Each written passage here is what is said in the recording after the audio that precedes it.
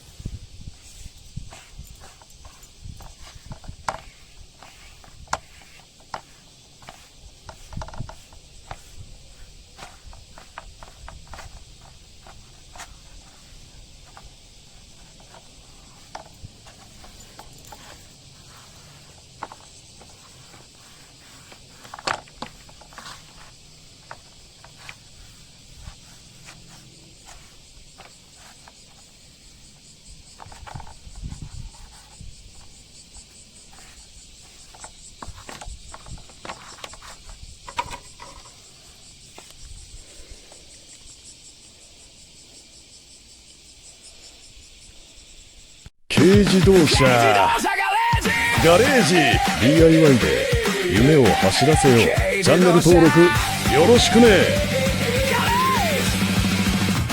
青空の下砂利の上、今日も始まる俺のガレージ。